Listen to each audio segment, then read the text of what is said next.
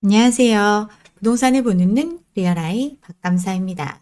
시장의 불확실성이 점점 커져가고 있습니다. 한은이 기준금리를 0.25% 인하하는 조치를 단행했죠. 이제 기준금리 3%에서 2.75%가 됐습니다. 이렇게 금리를 낮춘 이후 금융위기 당시 그때만큼으로 경기 성장의 부진 징후가 뚜렷해졌기 때문이라고 하죠.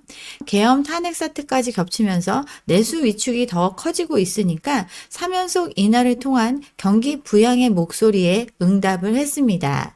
지난번 회의에서는 기준금리 동결을 했었죠. 너무 높게 환율이 올라가는 상황이다 보니까 금리를 내릴 여력이 없다고 이야기를 했고, 이러면서 통화 정책으로가 아니라 재정 정책을 통해서 이 심각한 위기 상황을 극복해야 된다고 얘기를 했는데 그게 안 되니까 이제 금리 인하 조치를 했어요. 1월 달에 금통위한 이후에 경기 성장 지표가 예상보다 나쁜 게 지금 확인되고 있죠. 여기에 트럼프 정부가 주도하는 관세 전쟁 위험까지 고조되고 있기 때문에 지금 어쩔 수 없이 급한 불을 끄기 위한 조치, 금리 인하를 단행했습니다. 토지거래 허가제 해제되고 부동산 시장에 훈풍이 불었는데 이제 금리까지 내렸으니까 부동산 다시 뜨는 거 아니냐 엄청 기대감이 만발하고 있죠. 2%대 기준금리 위축된 부동산 시장이 훈풍 불까 일제히 이런 기사들이 나오고 있습니다. 기준금리가 내려가면 낮은 금리를 활용해서 시장에 들어와주는 사람이 많아질 거다라는 기대감, 그래서 다시 부동산 가격 지금 결코 비싼 게 아니다, 더 오를 수 있다, 이런 희망적인 마음을 품고 있습니다. 1월에 기준금리 동결했던 이유 왜죠? 환율은 불안정하고 부채는 한계 상황이기 때문에 통화 정책으로는 해도 효과가 없을 것 같아서 동결을 했습니다. 그렇지만 경기는 최악인 상황이니까 재정 확대를 요청했지만 지금 무정부 상태나 다름없기 때문에 그게 불가능합니다. 그러니 이번에 기준금리 결국 내릴 수밖에 없었어요. 그만큼 심각한 침체의 상황, 그래서 금리 인하 이거라도 해야 된다, 이런 조치를 했습니다. 내수 부진, 관세 문제, 경기 회복이 불가능한 상황으로 치닫고 있으니까 울며 겨자 먹기로 금리를 내렸어요. 그랬더니 부동산 훈풍을 기대하고 있습니다. 심각성은 모르겠고 부동산은 그래도 오른다, 이런 기대감만 갖고 있는 거죠. 근데 부채에 대한 관리 문제 매우 심각합니다. 1억 미만 대출도 이제 소득을 보기로 했죠. 이달 가계부채가 상당히 늘어난 상황인데 이걸 관리해야 되는 입장에서는 더욱더 깐깐한 기준을 가져갈 수밖에 없습니다. 총액 1억 원 미만, 중도금 이주비 대출 등 소득 심사를 하지 않았던 가계대출에 대해서도 제대로 된 소득 자료를 받아서 자체적으로 여신관리에 최선을 다하라고 금융당국이 지시를 했어요. 가계는 지금 부동산에 몰빵했기 때문에 이거 대출이 아니면 해결이 안 됩니다. 근데 대출을 더 해줄 수 없는 상황이니까 은행 자체적으로 알아서 관리해라, 직접 규제한다는 말은 못하고 은행들한테 여신관리 철저히 하라, 이렇게 얘기를 한 거죠. 지금 금융권들 이제 새해가 시작이 됐으니까 경영 목표 세우고 영업 재개하고 하니까 다시 가계부채 좀 늘어나고 있는데 이런 증가세에 굉장히 예의주시하면서 지켜보고 있습니다. 가계부채 증가율, 성장률 이내로 관리해라, 그리고 미분양이 쌓여가고 있는 지방 같은 경우는 좀 풀어줄 테니까 대출해줘라. 대출의 한계 상황에서 움직일 수 있는 폭이 굉장히 적은데 그 안에서 어떻게든 시장이 필요한 방향으로 자금이 흘러들어갈 수 있도록 조치를 하고 있지만 기본적인 기조는 관리입니다. 은행권 가계대출 증가율 정책대출 빼고는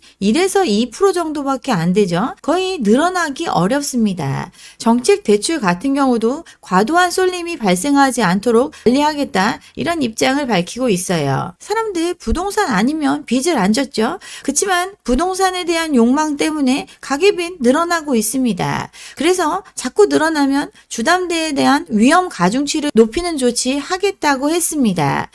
2월 가계부채가 급증한 상황 지켜보고 있고, 이런 상황에서 금리 내리니까 또 사람들 빚내서 집 살까 걱정이 되니까 관리 모드, 가계를 직접 대상으로 하는 게 아니라 금융권을 대상으로 하고 있습니다. 자율적으로 관리를 하되 가계부채가 급등할 수 있으니까 그걸 은행 평가에 반영하겠다, 간접적으로 압박을 하는 거죠.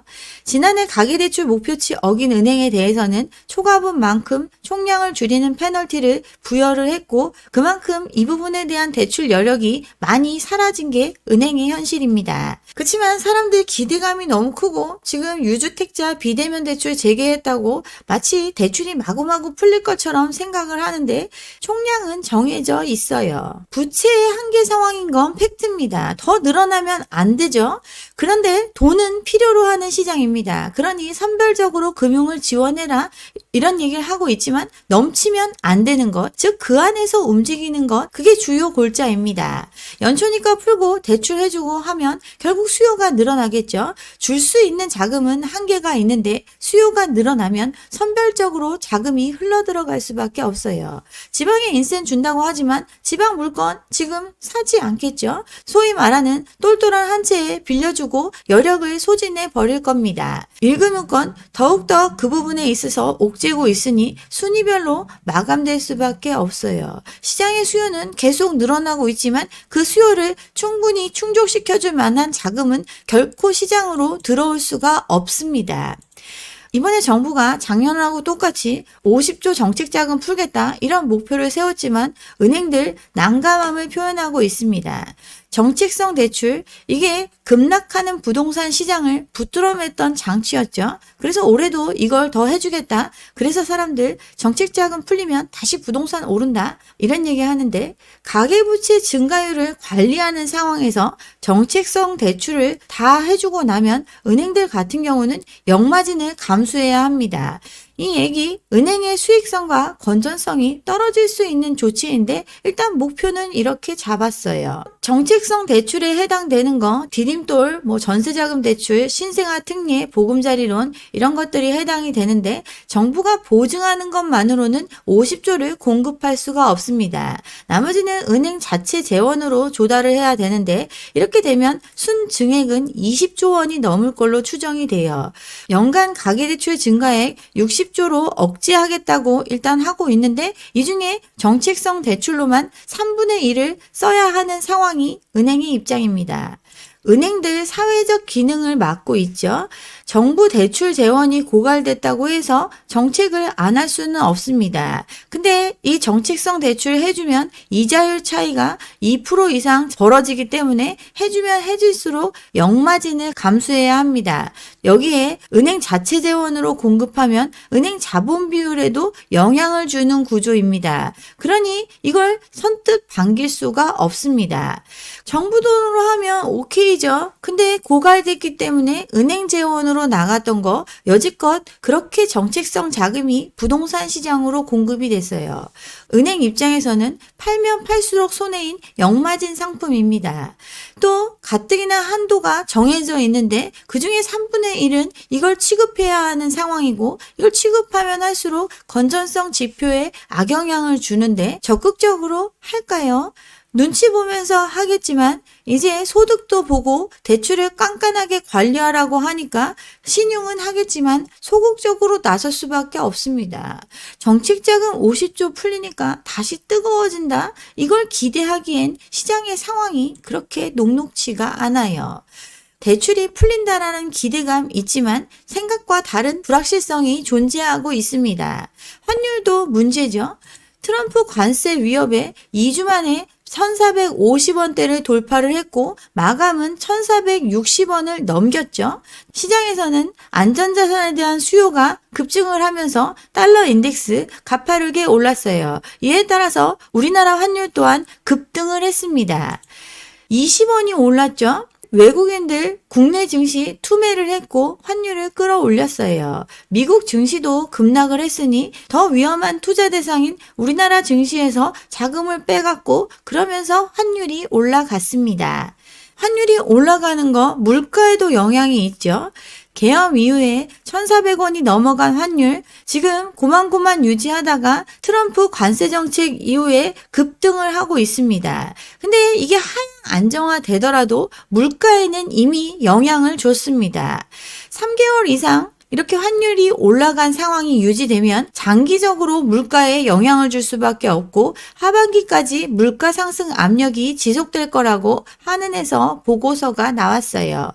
물가는 오르고 금리도 내려올 생각이 없고 이러다 보니까 내수는 꽁꽁 얼어붙었습니다. 지출 증가율이 처분 가능 소득 증가율의 절반 수준, 즉 돈이 좀 있어도 안 쓰고 있다라는 뜻이죠. 특히나 가장 소득이 낮은 계층 같은 경우는 더욱더 쓸 돈이 없습니다.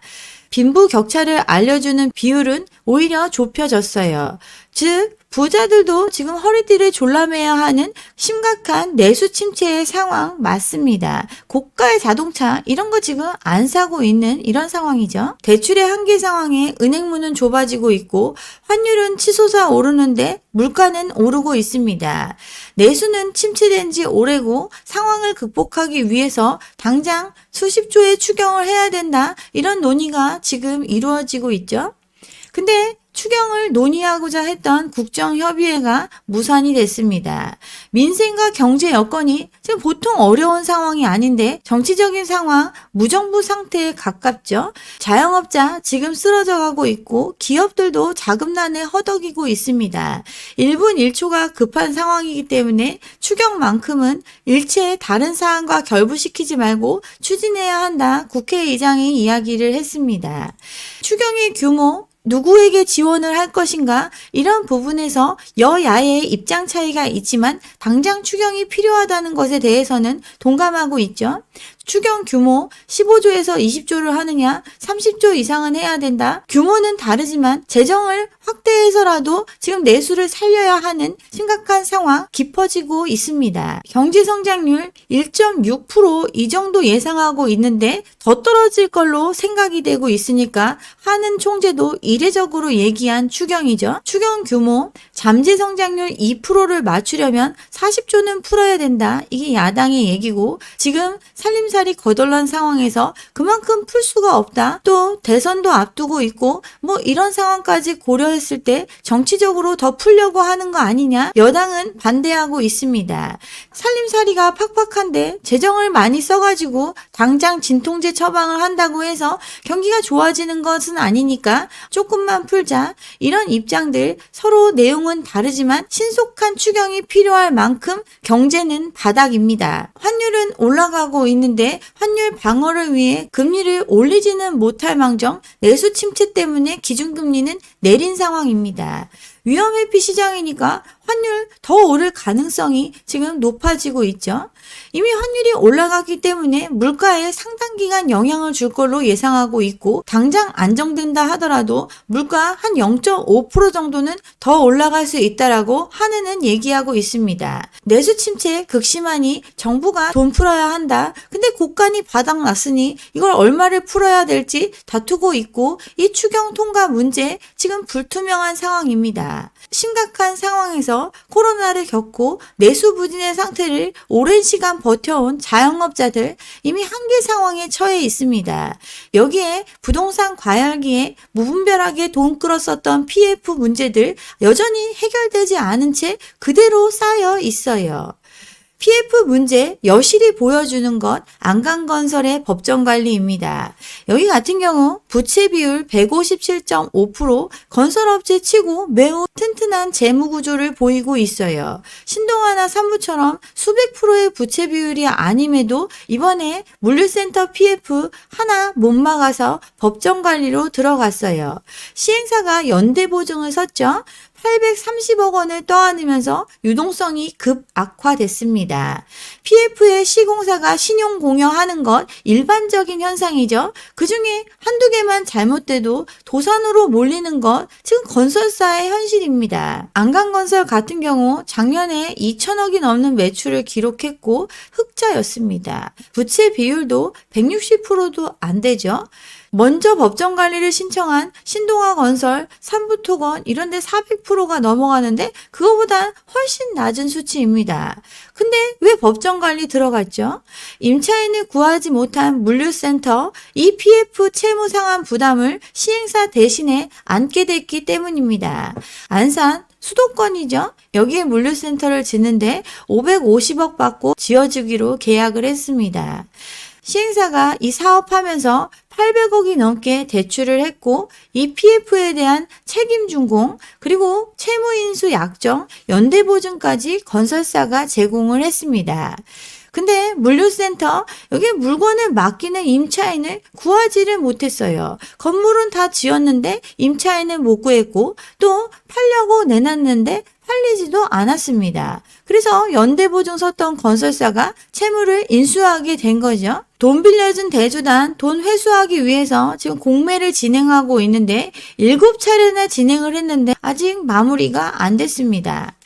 550억 공사를 따서 공사를 했는데 공사 비용도 못 돌려받고 시행사가 진 빚도 대신 짊어지게 되니까 결국 법정 관리에 들어갔습니다. 다수의 사업에 이런 보증을 섰죠.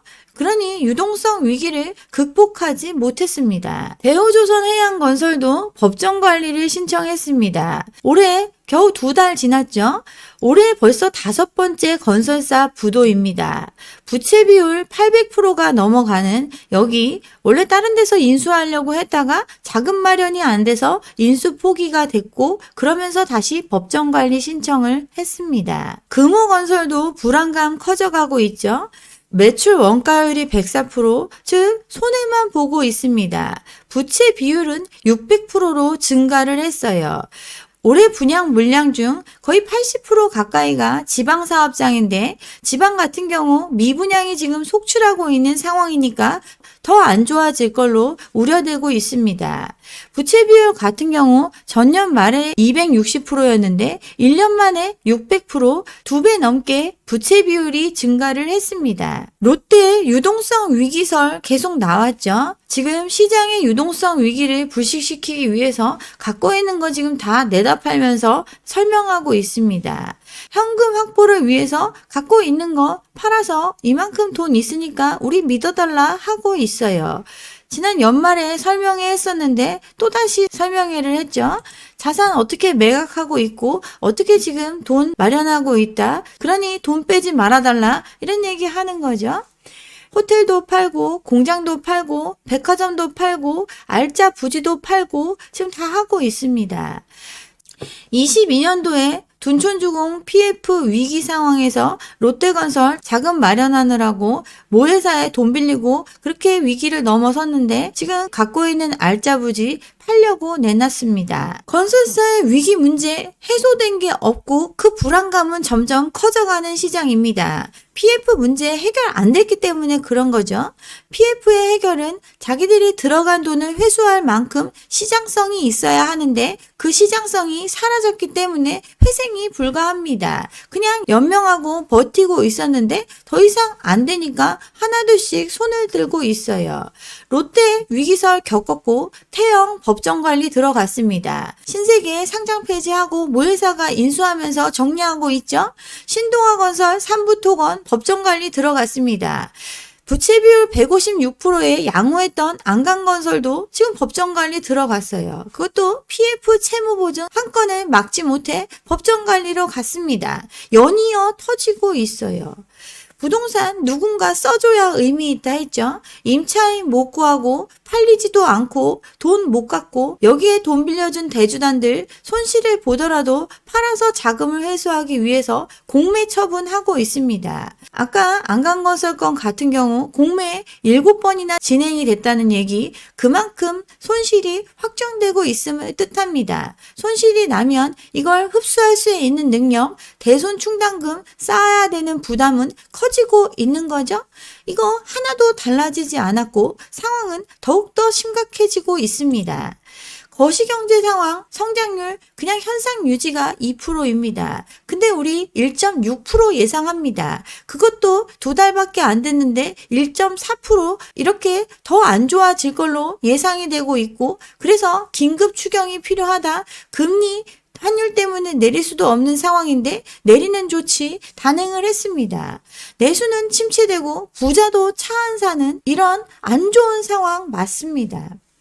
환율 이제 1,460원을 찍었는데 1,500원이 되면 모든 기준점이 무너진다고 볼 수 있습니다. 금융 건전성 지표 급격하게 악화될 수 있는 환율의 기준선 1,500원입니다. 대출의 한계 상황, 금리는 내린다고 하지만 대출 금리 안 내려가고 있죠. 이런 금리 부담 견디지 못해서 경매, 공매, 매물이 쏟아지고 개인은 회생 파산으로 넘어가고 있습니다. PF 문제 해결 안 된 상태, 이런 상태 계속 가고 있어요. 이런데 토지거래 허가제가 해제돼서 강남은 뜨겁다. 또 기준금리 내려가니까 시장은 다시 올라간다. 이런 펌프질에 사람들 혹시나 하는 기대를 하고 있는 시장입니다.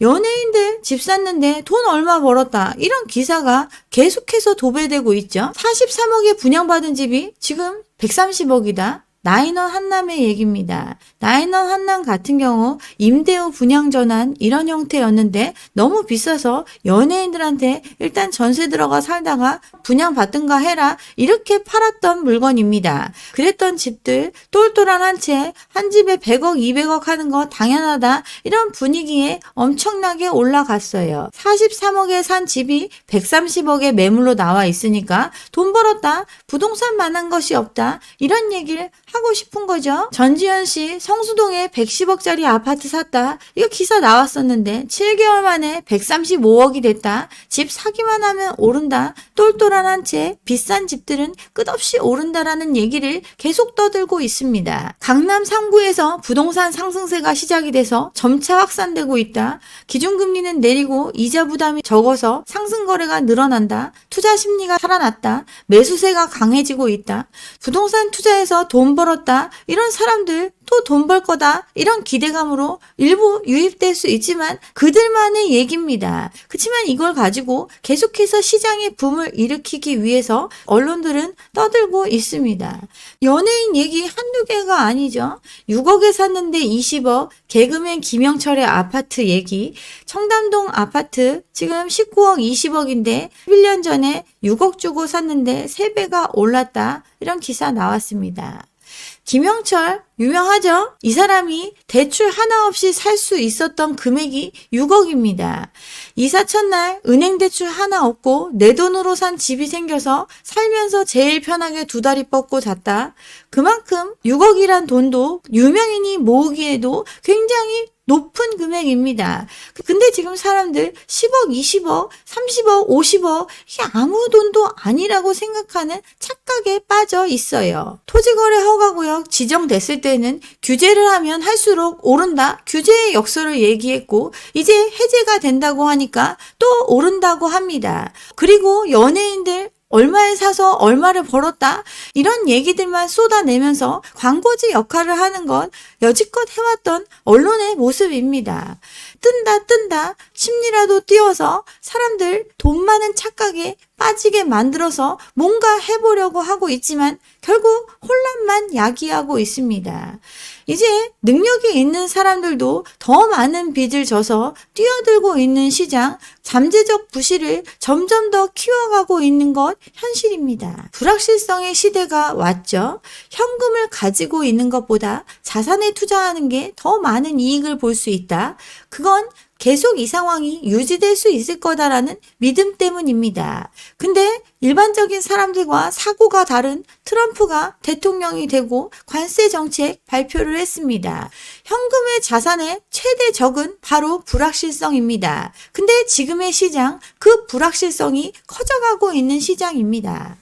환율은 계속 폭등하고 있는데 방어를 하고 있죠. 외환 보유고는 그만큼 줄어들고 있습니다. 환율이 올라가면 수입 물가에 영향을 줄 수밖에 없고 더욱더 소비를 위축시키는 상황이 됩니다. 이런 상황에서 금리가 내려가니까 대출을 더 많이 받아서 부동산에 뛰어들겠다? 가장 어리석은 선택이라고 볼 수 있어요. 지금 금리 내려오기 쉽지 않습니다. 대출금리 언제 내리나 은행들 주담대 오히려 더 올라갔다라는 기사 나왔죠. 대출금리는 그냥 4%대 이상 유지하고 있습니다. 은행별로 금융채 금리 반영하는 기준 시기와 방식이 다르기 때문에 차이는 있지만 금리 내린다고 해서 대출금리가 쉽게 뚝뚝 떨어질 수가 없습니다. 기준금리 내려가면 예금금리는 바로 내려가지만 대출금리 느리게 반영되죠. 올라가면 예금금리 천천히 올리고 대출금리는 바로 올립니다. 은행도 기업이기 때문입니다. 은행 이윤 추구해야죠. 그러면서 건전성을 유지해야만 은행업을 계속 영위할 수 있습니다. 은행의 건전성 지표 문제, 또 밸류업 문제 이런 이슈들 때문에 금리는 쉽게 내려올 수가 없습니다. 이번에 하나가 아워홈을 사는데 4%대 금리로 자금을 조달했습니다. 하나 같은 경우는 대기업이죠. 대기업한테 돈 빌려주는 거는 크게 리스크가 없습니다. 그렇기 때문에 리스크가 적은 곳에 좀 낮은 금리로 돈을 빌려주더라도 은행의 건전성을 올리는 역할을 하기 때문에 이런 딜이 이루어졌어요. 지금 5대 금융지주 같은 경우는 RWA에 대한 이슈가 큽니다.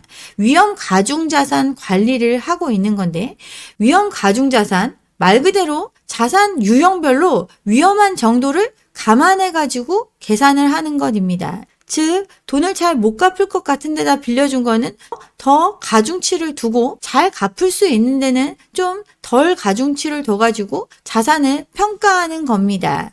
리스크 웨이티드 애셋이라고 하는데 이 RWA를 은행에서는 바짝 관리하고 있습니다. 그래서 작년 같은 경우에 대기업에 대한 대출이 굉장히 많이 증가를 했죠. 중소기업의 증가분보다 대기업의 증가분이 훨씬 큽니다. 즉 대기업한테 돈 빌려주는 게 중소기업보다는 더 받을 확률이 높죠. 그래서 위험 가중 자산을 크게 늘리지 않으면서 건전성 비율을 유지할 수 있는 것, 대기업한테 많이 빌려줄수록 이 RWA를 관리하기가 좋습니다. 그래서 이게 늘어났어요. 연체 가능성이 있는 개인 사업자나 중소기업 이런 데다 돈을 빌려주는 거는 깐깐하게 빌려주고 더 돈을 잘 갚을 수 있는 곳에는 마음껏 빌려주면서 위험 가중자산 관리를 하고 있습니다. 그래서 가계대출보다는 기업대출 쪽으로, 또 기업대출 중에서도 중소기업보다는 대기업 쪽으로 대출을 해주는 것이 리스크 관리가 더 잘 되는 방향입니다. 이런 방향으로 은행은 움직이고 있어요. 왜 이거에 이렇게 목을 매느냐? 위험 가중자산이 늘어나면 밸류업의 핵심 지표인 보통주 자본 비율에 영향을 주기 때문입니다. 은행을 보유하고 있는 우리나라 4대 금융지주, 여기 CEO들의 목표 CET1, 즉 보통주 자본 비율, 이거로 평가를 받습니다. 보통주 자본 비율 13%, 순이익은 늘리고 RWA를 관리해야만 이 비율을 유지할 수가 있어요. 굉장히 어려운 얘기 같은데, 이 보통주 자본 비율을 맞춰야만 밸류업이 가능하고, 밸류업이 가능한 것은 CEO들이 운영을 잘했다는 뜻이니까 이걸 철저하게 관리하고 있습니다. 저평가된 주가를 회복하기 위해서는 이 밸류업에 들어가야 되는데, 밸류업의 기준에 보통주 자본 비율이 포함되어 있습니다. 보통주 자본 비율 13%라고 아까 말씀을 드렸는데, 이걸 일정 수준 이상으로 유지하기 위해서는 RWA, 위험 가중 자산에 대한 부분을 반드시 관리해야 합니다. 보통주 자본 비율 구하는 공식에 보면 위험 가중 자산분의 보통주 자본입니다. 즉 RWA가 높아지면 높아질수록 CET는 떨어질 수밖에 없어요. 이걸 13%를 유지를 해야 밸류업이 될 수 있죠. 13%를 넘어가는 잉여 자본을 주주 환원을 한다. 즉 배당을 많이 한다는 거죠. 주주 환원을 한다는 건 그러면 이 주식의 가치를 재고받을 수 있는 길이기 때문에 이걸 유지하는 게 굉장히 중요하고, 그게 위험 가중 자산의 관리에 초점이 맞춰져 있습니다. 금융지주 CEO 월급쟁이입니다. 성과가 있어야 그 자리를 유지할 수 있죠. 밸류업을 해야 주가가 올라갈 수가 있습니다. 밸류업이 되려면 보통주 자본 비율 유지가 필요해요. 그러니 RWA가 굉장히 중요한 지표가 됩니다. 위험 가중 자산, 위험도가 높은 곳에 덜 빌려주고 안정적인 수익을 추구하는 게 목표입니다. 즉 가게나 중소기업 이런 위험도가 높은 곳에 돈을 덜 빌려주고 대기업 이런 데다가 돈 빌려주면서 안정적인 수익을 추구해야 이들이 자리를 보존할 수 있습니다. 근데 정부는 대출을 가게나 중소기업한테 해주라고 하고 있죠. 근데 또 대출의 증가율은 너무 늘어나면 안 된다고 쪼이고 있습니다. 가계대출 계속 늘리면 주담대에 대해서 이 위험 가중 퍼센트를 올린다고 했죠. 가계대출 많이 해주면 많이 해줄수록 RWA가 높아질 수 있고, 그 얘기는 보통주 자본 비율이 떨어질 수 있다는 걸 뜻하고, 그러면 이들은 난감한 상황이 됩니다. 이러니 가게에 아무리 대출해주라고 해도 은행이 소극적일 수밖에 없어요. 근데 이게 외부적인 요인으로 굉장히 지키기 어려운 상황 오고 있습니다. 환율이 올라가면 이거 지키기가 어렵습니다. 거의 모든 건전성 지표가 보통주 자본 비율과 연결이 되어 있는데 이미 빌려준 외화 부채에 대한 규모가 올라가죠. 그러면 RWA가 커지고 CET1 비율은 떨어질 수밖에 없습니다. 그러면 은행들 이거 방어하려면 회수 부담이 큰 기업들, 즉 리스크가 더 있는 곳들에 대한 대출을 줄이면서 이 비율을 유지하기 위해 힘씁니다. 근데 지금 환율까지 오르는 상황이에요. 보통주 대비 자본 비율이 떨어질 수 있는 상황인데 환율은 은행이 관리할 수 없죠. 그러면 RWA에서 관리할 수 있는 부분을 조일 수밖에 없습니다. 가계대출에 호의적일 수가 없어요. 그치만 정부는 가계대출 해주라고 하고 있으니까 결국 예대 금리 차를 벌리면서 금리를 높여서 문턱을 높여서라도 이 부분을 줄일 수밖에 없습니다. 이런 상황에서 금리가 많이 떨어질 걸로 기대하고 또 대출을 펑펑 해줄 걸로 기대하는 부동산 시장 가장 위험한 투자라고 볼 수 있습니다. 부동산 같은 경우 기업이 사는 것보다 가게가 많이 사죠. 이 가게 RWA 지표에서 가장 위험한 대출이라고 볼 수 있는 이 가게의 신용으로 빚내서 최대로 투자하는 자산이 바로 부동산입니다. 이걸 계속 유지할 자금 결코 이 시장으로 쏟아져 들어올 수가 없습니다. 강남 부동산 뜬다 뭐 이런 얘기 하는데 버블이 꺼져가고 있는 시장에서 지금 강남만 괜찮다 이러고 있는 상황입니다. IMF 리먼 사태 때도 가장 많이 떨어진 것이 가장 거품이 심했던 곳입니다. 버블7 강남이 그곳에 포함되어 있어요. 지금 자영업자 포함해서 가계부채가 한계에 도달한 상황. 그런데 여기에 일부 자금이 들어와서 지금 더 오른다고 하니까 빚내서 뛰어들려고 하고 있는데 이걸 받쳐줄 자금 시장으로 들어올 수 없는 구조입니다. 그러니 지금 일부 오른다 얘기에 흔들려서 엄청난 빚을 지며 불구덩이로 뛰어드는 선택 하지 않으셨으면 좋겠습니다. 네, 여기까지 오늘 준비한 내용이고요. 오늘 제 영상이 좋았다면 좋아요와 구독 잊지 마시고 다음 영상도 함께 해주시기 바랍니다. 감사합니다.